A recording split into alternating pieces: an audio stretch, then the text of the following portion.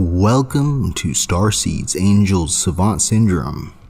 Your host, the Mystic Man, here, today, right now, traveling through time to whenever you clicked this podcast.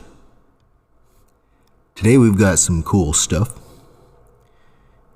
First, a little bit of Nazi-like verboten rules and stuff from the platform I'm speaking on that desires me to be censored. Yikes. Then, well, I'm going to talk a little bit about some personal stuff to apologize to you for why I've been missing. I've noticed that I've been getting a lot of listeners anyways. That's crazy. Like, I haven't even been putting out episodes, and yet it's been pretty cool, actually. Like, for a while there, I was getting around 18 listeners a day. Yeah, it's nuts. People all over the world, too. It's pretty cool. I remember back in the day, for some reason, 90% of my listeners were from France for the longest time. And I still have a special place in my heart for them. Thank you, France. Later, I'm going to play a little clip of the specific Joe Rogan episode that got him banned off of Spotify. Because what in the heck? It's only Dr. Robert Malone, the inventor of the platform which created the technology for mRNA vaccines. He's also the most published author, as in science journals, in credible science journals, for peer-reviewed science studies to be published science papers. He's got the most authorships. Isn't that crazy? Yeah, that I guess the experts aren't allowed anymore, right? Wow. Good one, Spotify. It's just ridiculous. Anyways. And then, and of course I always throw in a lot of deep talk all throughout. Thank you for being here. Cheers.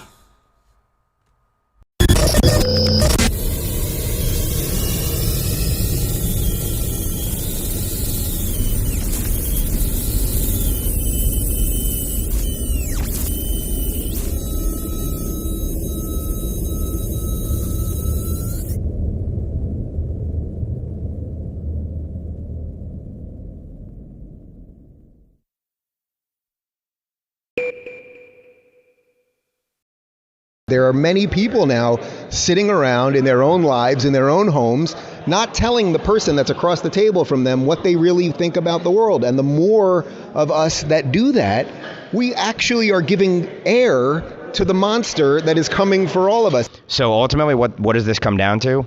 Rebuilding families, educating our children, retaking control over the educational institutions that have been indoctrinating them for generation after generation. It starts at the dinner table at the end of the day.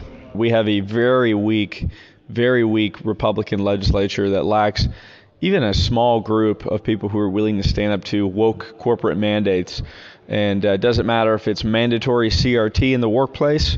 It doesn't matter if it's mandatory vaccination to be employed in the state of Florida. It doesn't matter if it's banning social media censorship. We have Republicans that are just too weak to stand up. You are listening to SAS, Starseeds Angels, Savant Syndrome. And I'm the Mystic Man. Thank you for joining.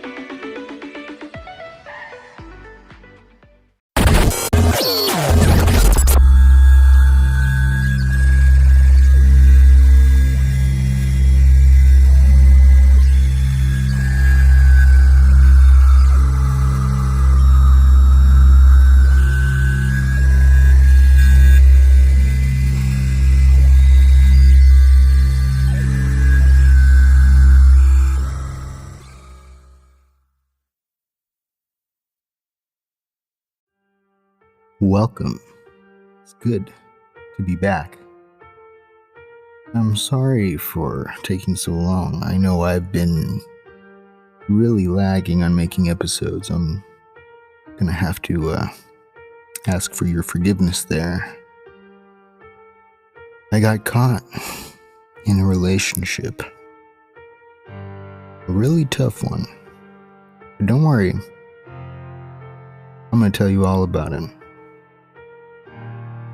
Well, maybe not all about it. As they say, a gentleman doesn't kiss and tell. So, we got a really packed episode for you tonight. It seems we've got some new laws on the Anchor/Spotify platform. They're trying to hunker down on the whole, censorship thing. Not too classy, I'd say. But what can you do? Well, we can go over what we can't do. I mean, it's pretty basic, right?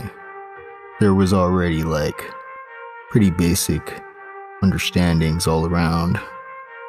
Just in general, when it comes to any platform. Like, for instance, no inciting violence. Even though the Democrats did that all 2020. I guess it's okay when they do it, right? And they use giant platforms like major mainstream media outlets. And, hey, I'm a registered Democrat, right? I don't know why. I gotta unregister that. Jesus. I had no idea how much lies I was told. I have to apologize to every Republican out there. I'm sorry. I made it up to Trump, for sure. I mean, I used to talk shit about Trump. I used to talk mad hate. Because you know why? Because I listened to the mainstream media and I just parroted on the narrative. And I thought, just like most Democrats think, because I live in California, Silicon Valley, San Jose. I live not too far from Google and Facebook. For all of you out there and the rest of the world. But I was brainwashed. I had no idea that the news could lie legally. I had no idea that the news could get paid to lie legally. I thought there was some kind of law, but then I forgot. Freedom of the press, freedom of speech, right? Well, I guess it's rules for thee and not for me, so to speak, when it comes to these platforms. Because I mean, look at this now. Spotify/Anchor is censoring hardcore now. Go figure. I mean, we saw it done with YouTube.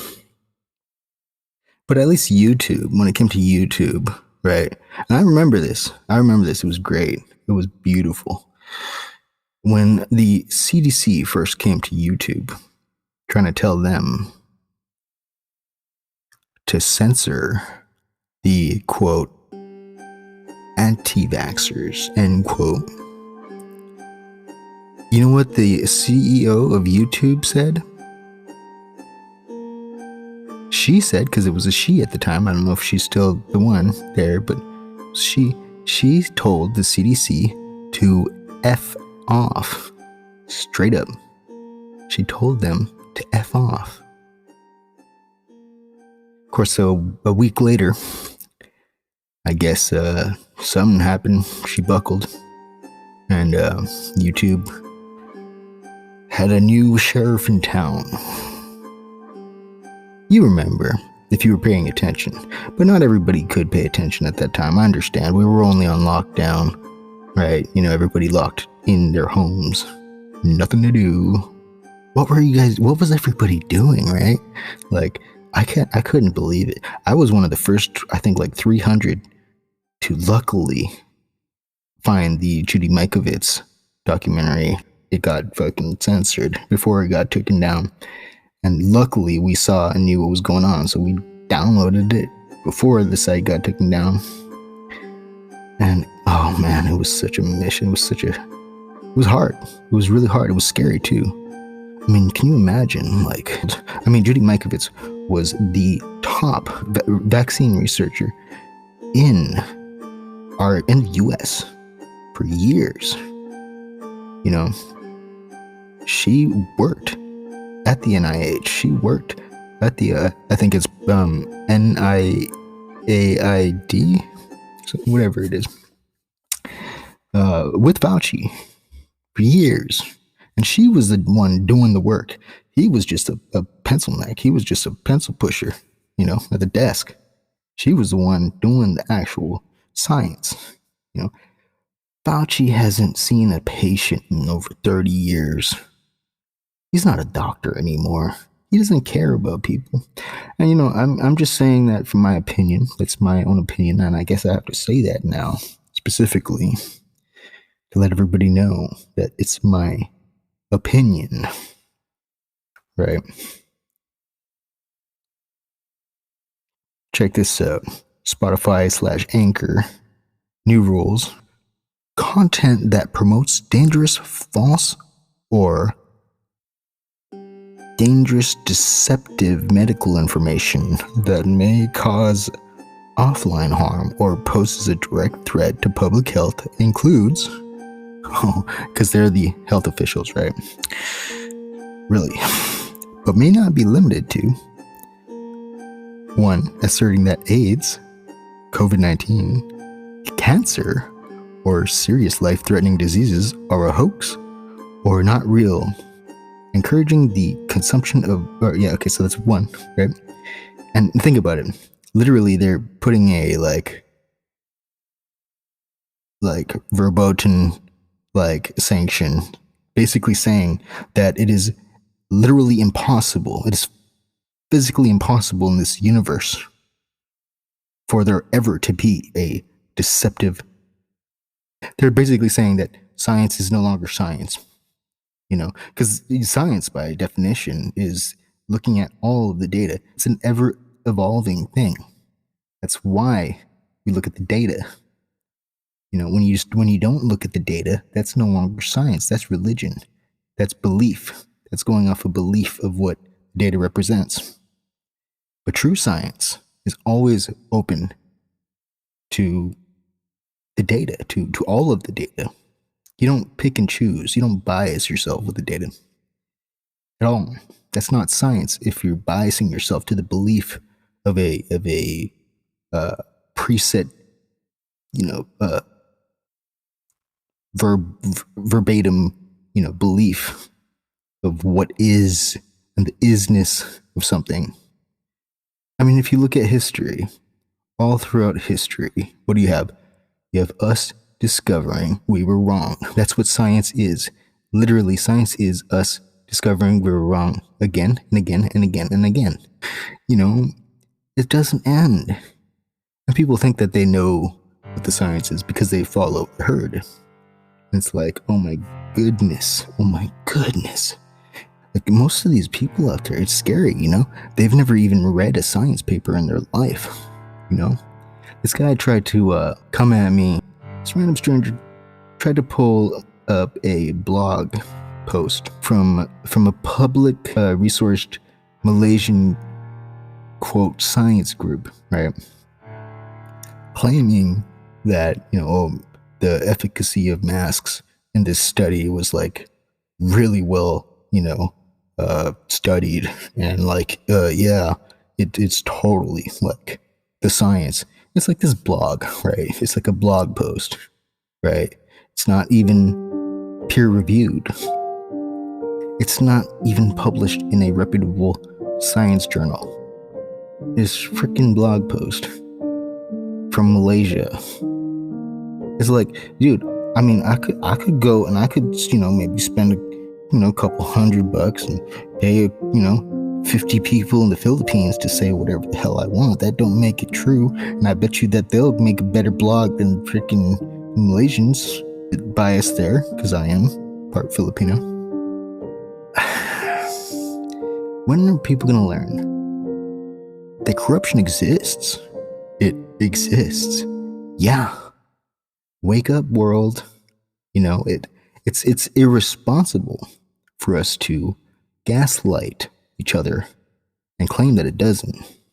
You know, that's like, to all the parents out there, right? Would you tell your children to trust every stranger? And if anybody ever tried to say, oh, be careful for for predators and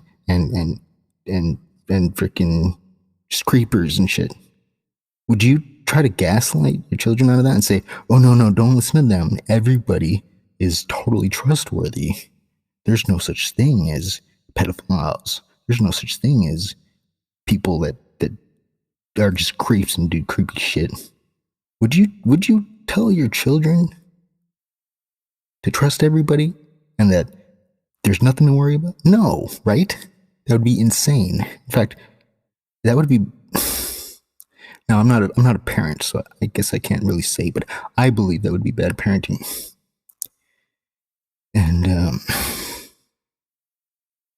that hurts to say because I'm not a parent. And unrelated, it's just an argument I had with my recent ex. I gotta apologize. I doubt she'll ever listen to my show, or I wish she knew, though. I'm really sorry. I called her a bad mother for a stupid reason, too. It's like, she's not. She's a great mother. She's a really amazing mother. It's like I learned a lot just from watching her, and it just sucks. Totally off topic, I know, but I did say I would mention the relationship. So okay, so there was the content that promotes dangerous, false, or dangerous, deceptive medical information, right? Yeah, because everything that the lockdowns didn't entirely measurably. The scientific consensus shows that everything that we did in the lockdowns was horrible. We caused so much suicides, just in general. In January 2020, over 50,000 people committed suicide in America alone. Just in January, that's the first month of this year. 50,000. Think about that. And a lot of them were kids. A lot of them were kids that had their entire lives taken from them because of the selfishness of adults. And I'm not trying to shame on anyone particularly, but we do have human emotions. And sometimes it is kind of important to feel these human emotions. These human emotions are cyclical for a reason, because they help us balance to find center. How are we going to be able to cope in the world at all if we can't feel, if we're not allowed to feel our full range of emotions? That's why I think it's really ridiculous that a lot of these snowflake laws that are coming out, a lot of these snowflake, let's just call them mandates, unwritten mandates, trying to protect people's false egos and false pride and false sense of identity.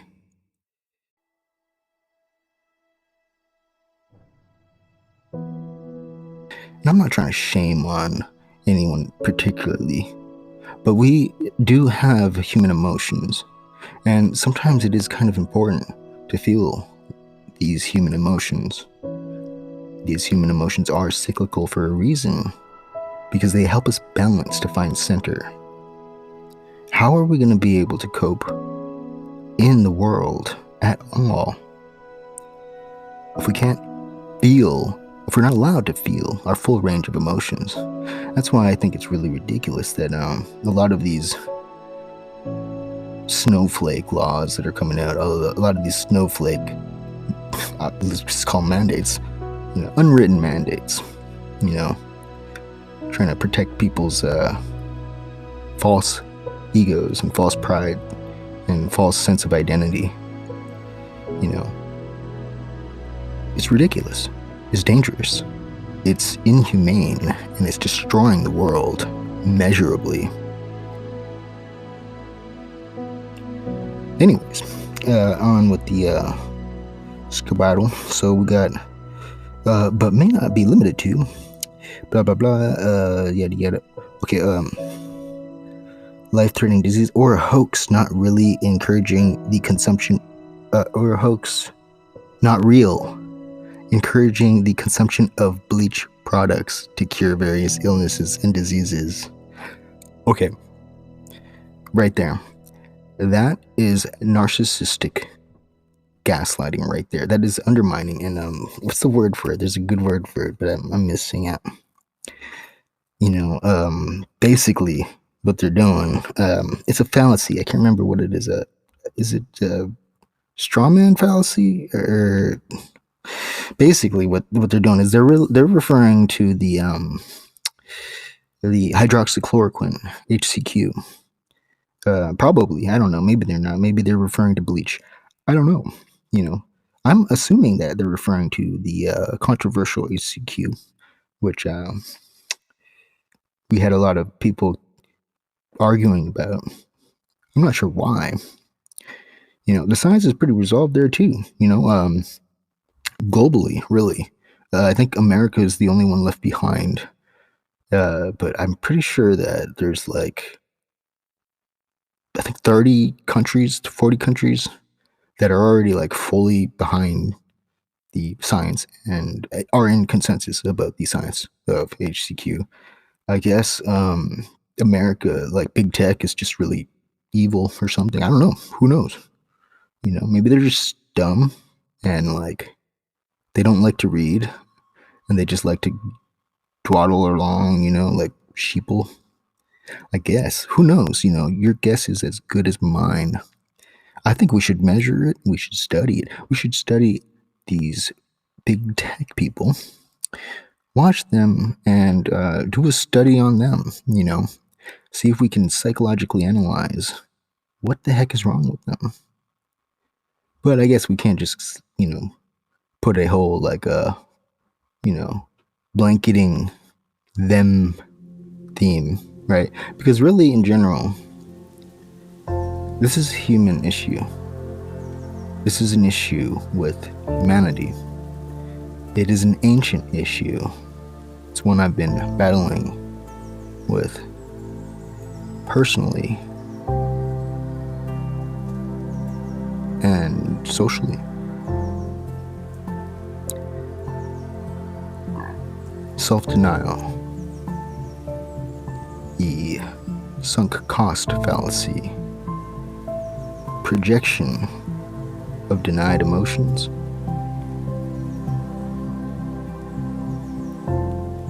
and it is everything that is of the Bible from the start.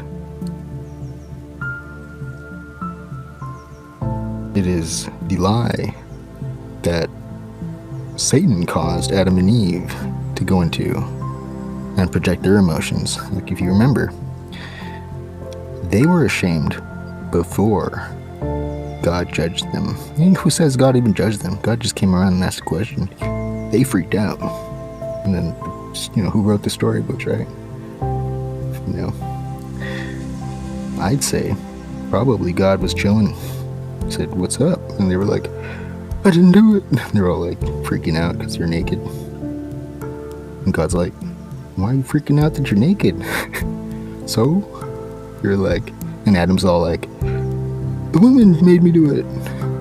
The woman that you made me, as he blames God. Look at that. I mean, there's blame, but I mean, like, really, there doesn't seem to be any judgment coming from God, really. You know, I mean, there's like a claim that God judged them, but I mean, it doesn't make much sense, really. I mean, an all understanding being, you know, if it's omnipresent, omnipotent, and omniscient, well, then it's all understanding, right? You know, I mean, and understanding goes hand in hand with love. Now, of course, there's a duality there, an irony, because we do have to have faith in our kind of love, in our human understanding of love. And that's obviously because we are born into sin and we lack the understanding. That's why our love is always forever lacking the unconditional, that is true love. But we aim, as we should. And these are not, I'm not rambling at all. These are the same themes I'm talking about here. We're talking about truth versus lies. We're talking about reality versus deception. We're talking about light versus dark. We're talking about narcissism versus empathy. It takes empathy to understand another. You can listen to a person all you want, and you can read all the books you want, but if you don't feel it on an emotional level, then you don't understand. There's a difference between data and knowledge. There's a difference between knowledge and wisdom. And whether you can actually internalize something has everything to do with your ability to empathize.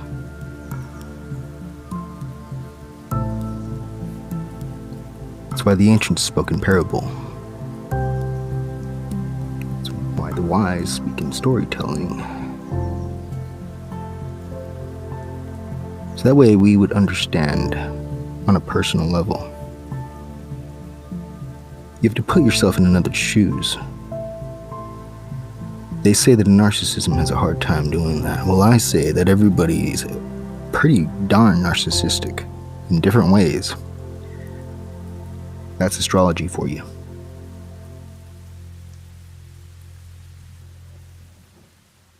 More on it. Let's see, what else are these guys trying to push on us, limit us, and censor us with? They say, no talking about, no promoting or suggesting vaccines approved by local health authorities are designed to cause death. Encouraging people to purposefully get infected, encouraging people to purposefully get infected with COVID-19 in order to build immunity to it. Example, promoting or hosting coronavirus parties. Okay, no. I mean, I've never seen anybody doing that. I've never heard of anybody doing that. It's like they're just throwing that out there so that they could really, like, Nazi this stuff down, really, you know. Really amazing. I can't believe everybody's going for this. Like, not everybody, excuse me. I can't believe like 30% of America is going for this. Well, the rest of us are like, you know, I mean, I'd say 30% are going for it. 40% are like, pretty much like know what's going on and aren't like really buying anything anymore that the narrative is trying to say, and questioning everything, which is good. It's pretty clear that, like, you know, you can't just trust anything. You know, you don't even just trust me. You know, use your sense of reasonability and check everything that you can. Really, that's science. That's what the scientific method is. It's looking at all the data, researching everything, and not being biased at any point. You know, you don't understand something if you don't know the whole data. Duh.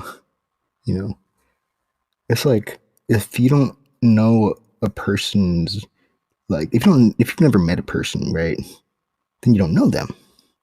You might, you know some words that have been associated with them. You might look at them and be able to judge and maybe guess a couple things right. But you should never gamble with punishing the innocent. That was something that I did a lot in my previous relationship. I was the hypocrite in a lot of messed up ways.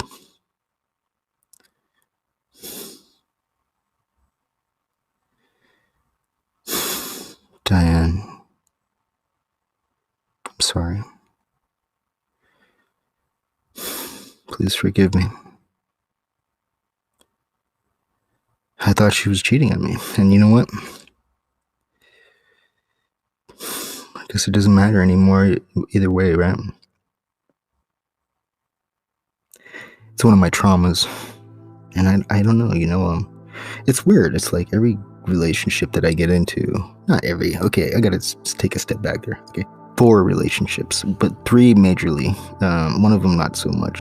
The first 3 major relationships I was in, I didn't even have none of that, insecurity. There was no traumas popping up from childhood, none of that, maybe I was just dumb or something, I don't know. Sometimes in relationships, certain people that I get with like to believe that the way to cure me from my traumas is to maybe step into the role of putting me through the trauma again. I don't know why anybody would think that.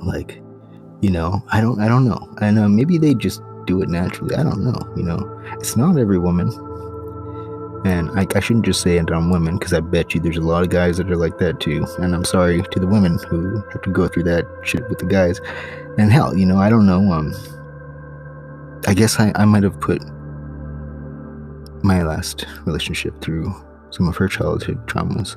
It didn't seem like it. I don't know. She wasn't like... I mean, okay, look. I was crying, shaking, begging multiple times.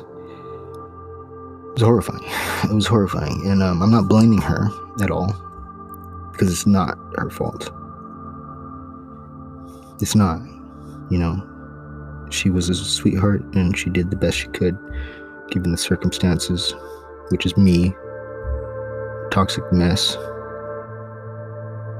I told her from the beginning, but that's no excuse. I miss her. I gotta move on, right? I don't want to move on. I don't want to. I really don't. Whatever. I don't need a relationship, but I'm. It's so hard to find people that can take me. People, you guys on the other side of the listening in. I'm sure you might think I'm a cool, nice guy, but no, I'm toxic. I'm super toxic. I'm like the epitome of toxic masculinity. From every insecurity you could think of your ex that was like a narcissistic, toxic motherfucker. I'm like that, except for, I wouldn't say the narcissist part. You see, the thing is about narcissism is narcissists don't care. That's the whole theme, right? And I'd like to say, what if us saying and believing that our exes didn't care is us lacking empathy and just really being narcissistic ourselves? Well, I would argue it is. But I guess I can't really call myself narcissistic. Yet, at the same time, I can't claim she was narcissistic without considering that that's narcissistic of me to claim.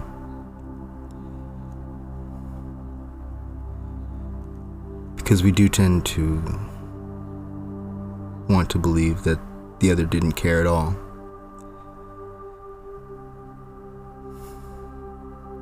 Because it hurts. It hurts to admit to ourselves that we were loved. And we fucked it up.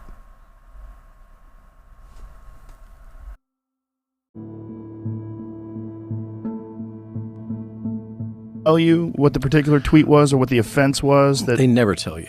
they never told you. Well, they never tell anybody. they removed you for not going along with whatever the tech narrative is, because tech clearly has a censorship agenda when it comes to COVID, in terms of treatment, in terms of whether or not you are promoting what they would call vaccine hesitancy. They can ban you for that. They can ban you for, in their eyes, what they think is a justifiable offense. And they're doing this, and I don't know who these people are that are doing this, but they're doing this. One of the most important things about you reading out your history like that is to one of the most qualified people in the world to talk about vaccines. Thank you for that. I think that's... So one way that some people put it is, and of course since this has happened, I've been contacted by multiple lawyers that are looking at filing a suit, just like Alex Berenson has one against Twitter. And the point is made just what you just made. So the point that I think is kind of succinct on this is,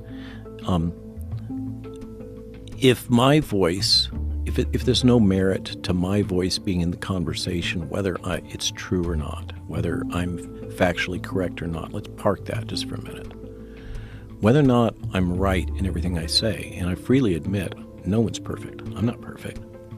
It's one of my core points, is people should think for themselves. I try really hard to give people the information and help them to think, not to tell them what to think. Okay? But the point is, if it's not okay for me to be part of the conversation, even though I'm pointing out scientific facts that may be inconvenient, then who can be allowed? And whether you're in the camp that says I'm a liar and I didn't invent this technology despite the patents, when there's a whole cohort of that, no one can dispute that I played a major role in the creation of this tech. And virtually all other voices of these industries, the harmonization of the tech censorship, the interests of pharma, big media, etc., and governments, all being harmonized in their messaging globally. I mean, I travel a lot. Okay, I see the same, and I have physicians coming to me all the time about what they're experiencing. The same playbook is going on every continent. Okay, but getting back to LinkedIn, so this is the first event, and Steve Kirsch intervened, called up a vice president of LinkedIn. And Steve Kirsch is a tech guy, right? Yeah, he is. He's a Silicon Valley entrepreneur who you may or may not recall that I was on the Brett Weinstein Dark Horse podcast with Steve that kind of lit this whole fire up months and months ago. That's right. Okay, that's where I first saw him. Yeah. Okay. So he has great network connections in Silicon Valley. He invented the optical mouse. And so he called this vice president of LinkedIn. The guy looked into it. Meanwhile, people started dropping off of LinkedIn in protest. And there was major press articles all over the world. And then they reinstated me, and I actually got a very kind letter. This is unprecedented, personal letter from this vice president, apologizing and saying specifically that they didn't have the talent to fact check me. And then therefore they were going to let me go. Now then, subsequently I got dropped again, and a phone call was made and they got put on. In that case, the sin was that one of their fact checkers, because remember this is Microsoft, one of their fact checkers had identified the Atlantic Monthly attack article that was written about me and concluded that I was an anti-vaxxer and therefore I should not be allowed on LinkedIn. My wife and I have racked our brains about what is likely to have been the tweet that triggered this. And, you never know. The last two that I can think of that went out was one that was on our Substack, in which we referred to a fantastic video that has been put out by the Canadian COVID Care Alliance Group that summarizes all the malfeasance and data manipulation and misinterpretation associated with the Pfizer vaccines and their clinical trials. It's a super video. And, of course, I guess that is interpreted as something that would cause people to become vaccine hesitant. That's the sin in general, is saying things that cause people to become vaccine hesitant. The other thing that I put out immediately before that was a link to a website for the World Economic Forum that lays out their entire strategy for how they manage media, how they're managing COVID-19, and all of their core messaging. It's a fascinating website with links. Those are the only two things I can think of that would meet the criteria. So, my position all the way through this comes off of the platform of bioethics and the importance of informed consent. So my position is that people should have the freedom of choice, particularly for their children, and that in order to appropriately choose to participate in a medical experiment, they have to be fully informed of the risks as well as the benefits. And so I've tried really hard to make sure that people have access to the information about those risks and potential benefits, the true unfiltered academic papers and raw data, etc. And the policy that's being implemented is one in which no discussion of the risks are allowed, because by definition they will elicit vaccine hesitance. And by we, what I'm saying is the FDA created so much grief that the DOD decided the juice wasn't worth the squeeze, and they just dropped that arm. Why do you think that is? What do you think is going on with the pushback on ivermectin? So it's not just ivermectin, it's hydroxychloroquine. And just to put a marker on that, there's good modeling studies that probably 500,000 excess deaths have happened in the United States through the intentional blockade of early treatment by the U.S. government. That is 500,000? 500,000. That is a well-documented number. Okay? And it's a combination of hydroxychloroquine and ivermectin. Now, when you ask me why, you're asking me to get into somebody's head. What I can say as a scientist is what I observe.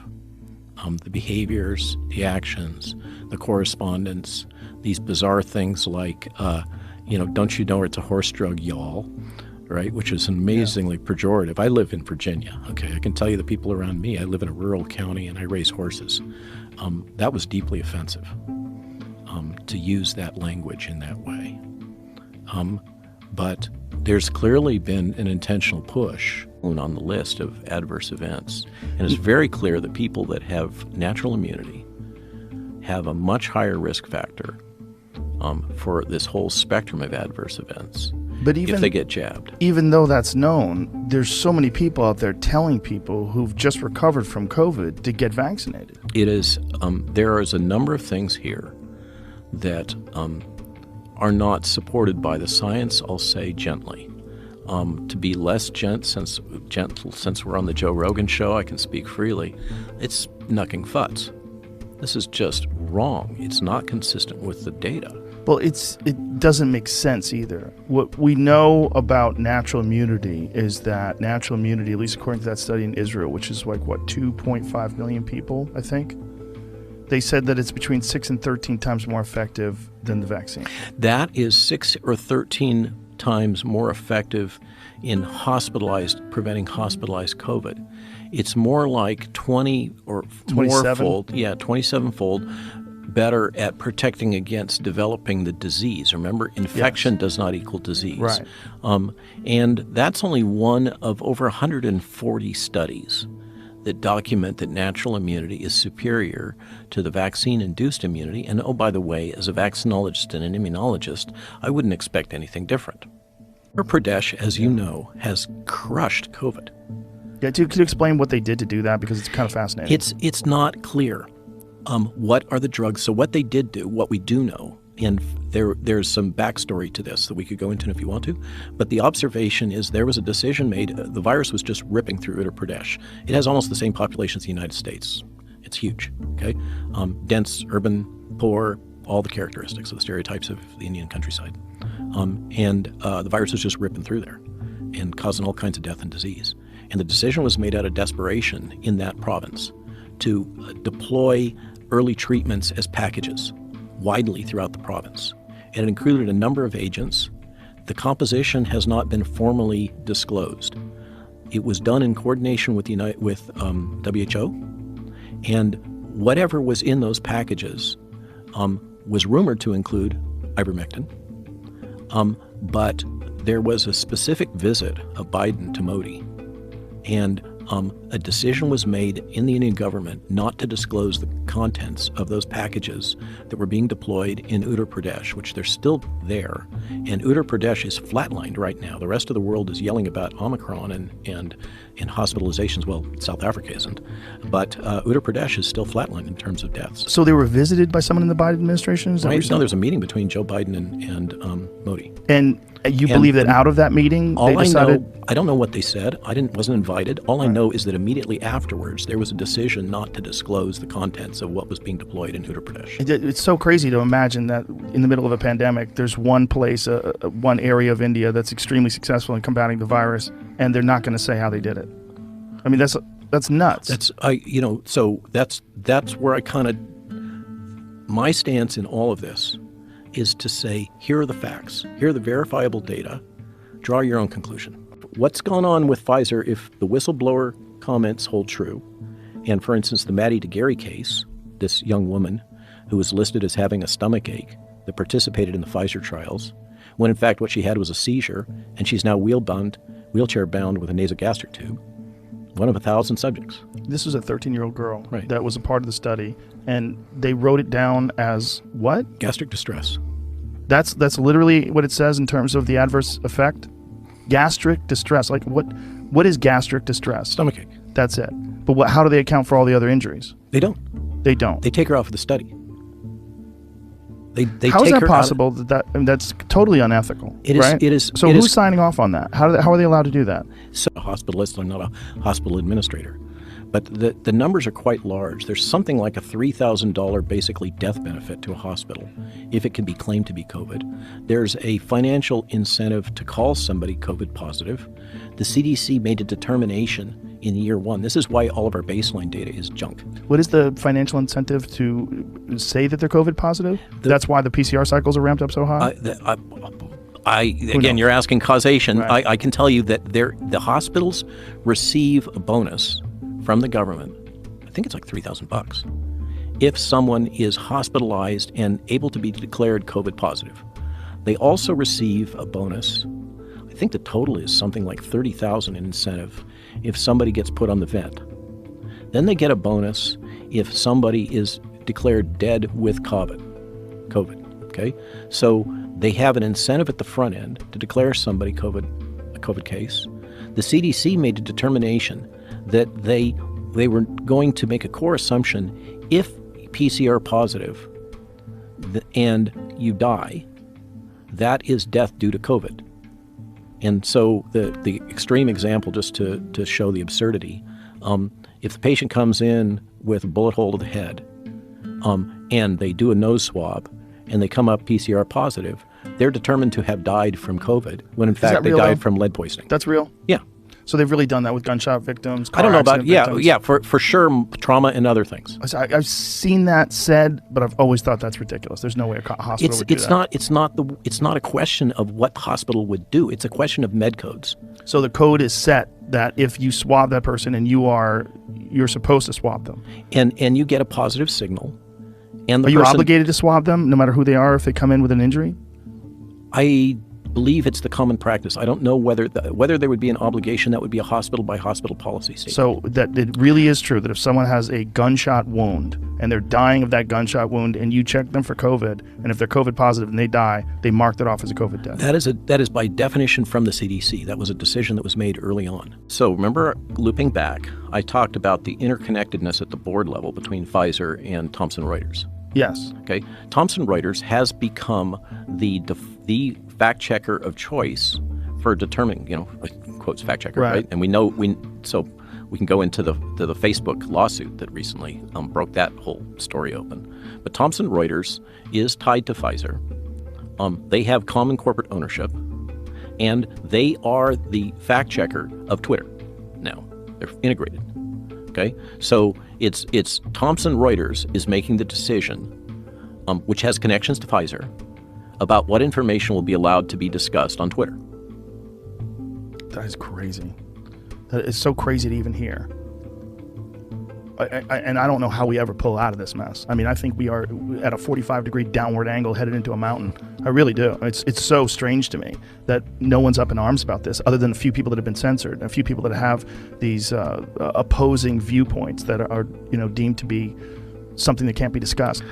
Well, the observation that I can make, if we follow the money, is that hospitals are incentivized to treat COVID patients. The thing that ties all this little part of this story together, including the suppression through the government of early treatment, hospitals are incentivized financially to treat COVID patients. If COVID patients are being treated outside of the hospital and prevented from going to the hospital, such as the case in the Imperial Valley, where Brian Tyson, George Fareed have saved thousands and thousands of lives of indigenous Latinos that are coming across the border and working the fields. I mean, they're breaking their backs to save the poor. Amazing story there with early treatments. And I guess they're left alone because they're in the Imperial Valley and nobody cares. They're all poor. But in these urban environments, there's all these incentives for hospitals to treat COVID patients. And if people are giving treatments that are keeping those people out of the hospitals, then they're not getting that revenue. So your speculation, if I just could unpack this, that doctor in Maui who was giving early treatment, you think that the reason why he was targeted because he was directly costing the hospital money because people weren't going in? I'm not saying, I'm saying that the observation is that early treatment keeps people out of the hospital and that hospitals have financial incentives, including death incentives, financial incentives. To discourage early treatment. Okay, so let me say this. People ask me, Robert, you're the inventor of this tech. You're a vaccinologist. Why are you speaking out? This was the whole topic of the Atlantic Monthly attack article. Why is this person become a vaccine skeptic? Did they talk to you? Extensively. And the 3 days before this thing came out, the journalist, he's a young man. He previously publishes basically on woke issues in the Chronicle of Higher Education. This is his first big article. Okay, he was clearly hired, and they explicitly say the article was funded by the Robert Wood Johnson Foundation and the Zuckerberg-Chan Initiative. Okay, Robert Wood Johnson is the major shareholder in J&J, and Zuckerberg-Chan, of course, is Facebook. Okay, so Facebook and Zuckerberg-Chan have funded this attack article by this guy that normally writes about wokeness in the Journal of Higher Education. And he was totally obsessed over this question. Robert, why are you saying these things? You must have some financial incentive. There must be some reason why you're doing this. Did you meet with this man in person? No, just over the phone. Okay, and I told him repeatedly because it's the right thing to do. I get this, this consternation.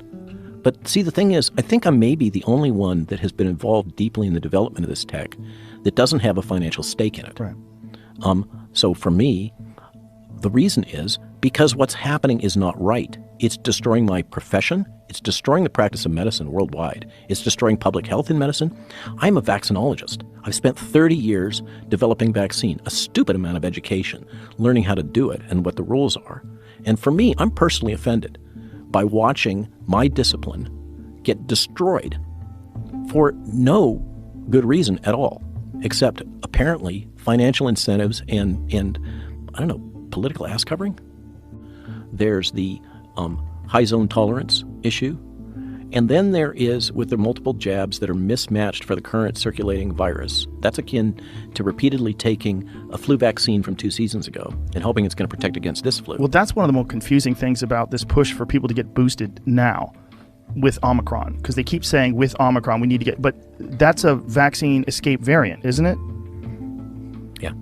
Among other things. So do you want to open that can of Omicron? Well, I want to. What we know so far is, at least Peter McCullough said this, and I believe several other people have said this as well, that the immunity that you may have had to the Alpha variant or the Delta variant, it does not seem to work very well against Omicron. That's true. Nor does the immunity imparted by vaccines. By the way, since we're down this little rabbit hole, let me just say one thing. Peter called me, and he said, Robert, make sure you talk to Joe and make it clear that although I spoke clearly and forcefully about one and done when I was on his show, that was before Omicron. Yeah. And so Peter wanted me to make sure that your audience knew. No, yes, we've actually talked about that because I have several friends right now that have tested positive for COVID for a second time, and that is post that pod.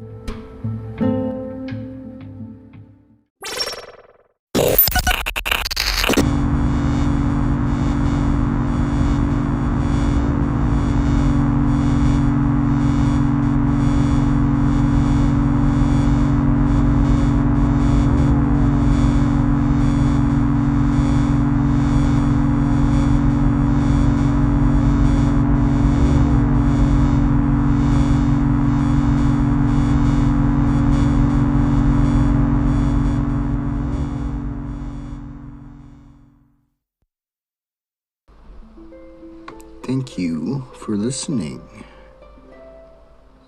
This has been SAS, Starseeds Angels Savant Syndrome, with your host, The Mystic Man. I hope you have a wonderful day. If you didn't know, I've got a new VIP service. For the VIPs,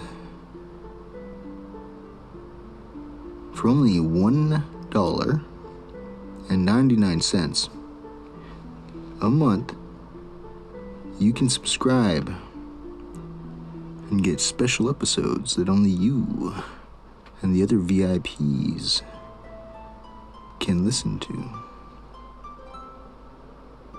Cheers. Uoma o ke ea o ka aina i ka pono o humanity.